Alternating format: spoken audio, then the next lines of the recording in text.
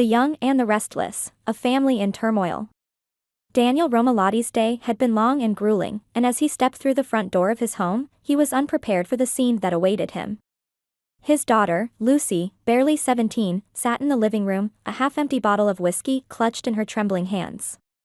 The smell of alcohol hung heavily in the air, and Daniel's heart sank as anger and disappointment welled up inside him. "Lucy, what the hell is this?" Daniel's voice was sharp, filled with the fury of a father who felt betrayed. He was known for his hot temper, and this revelation ignited it like never before. "Drinking? You're not even 18 yet. This is unacceptable." Lucy, her eyes wide and filled with a mixture of fear and defiance, tried to explain. "Dad, But Daniel didn't let her finish.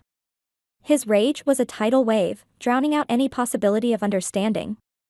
"I don't want to hear it. You know better than this. Drinking at your age is not just reckless, it's dangerous and irresponsible. Do you have any idea what could happen to you?" Faith, who had told Daniel about Lucy's drinking, stood quietly in the corner, watching the confrontation unfold. She felt a pang of guilt but also believed that she had done the right thing. Lucy's drinking had gotten out of control, and someone had to intervene. Lucy glared at Faith, feeling betrayed. "You told him, didn't you? You just couldn't mind your own business." The argument escalated quickly, with Lucy defending her actions and Daniel's anger boiling over. "I've had enough of your excuses, Lucy. You need to grow up and start acting responsibly." In the heat of the moment, Daniel's hand flew out, delivering a hard slap across Lucy's face. The sound echoed through the room, a shockwave of pain and betrayal. Lucy stumbled back, her cheek red and stinging, tears streaming down her face. Heather, who had been in the kitchen, rushed into the room at the sound of the commotion. She saw Lucy clutching her face, and her maternal instincts kicked in. She ran to her daughter, pulling her into a protective embrace. "Daniel, what have you done? How could you hit her like that?" Daniel stood there, his hands still tingling from the impact, his face a mask of regret and confusion. "Heather, Heather cut him off, her voice filled with fury and disappointment. "You're an idiot, Daniel. This is not how you handle things. Now look at what you've done. You've made everything worse."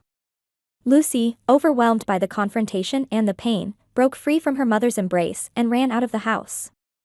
Heather called after her, but Lucy didn't stop. She needed to escape, to find somewhere she could be alone with her thoughts and her pain.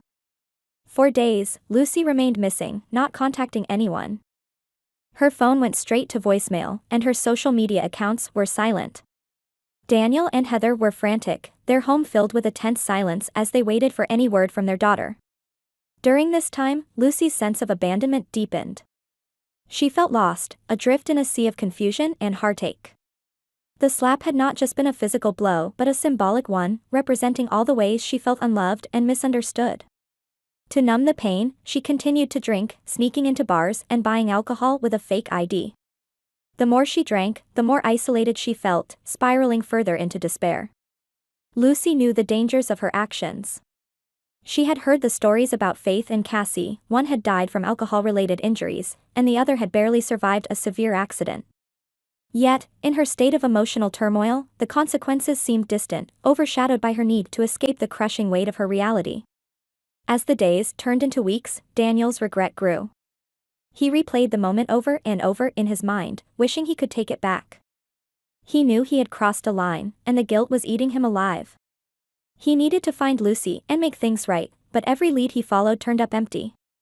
Meanwhile, Lucy's drinking became more frequent, her dependency on alcohol deepening. She felt like she had nowhere to turn, no one to confide in.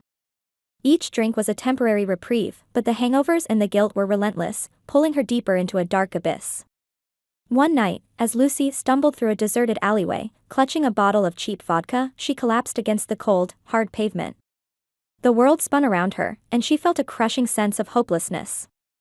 Was this what her life had come to? Was there any way out of this nightmare? Back at home, Heather and Daniel were at their wits' end. They had enlisted the help of friends, family, and even the police, but there was still no sign of Lucy. Heather, though furious with Daniel, knew they needed to work together to find their daughter. Their arguments had been frequent and heated, but they both shared the same goal, bringing Lucy home safely.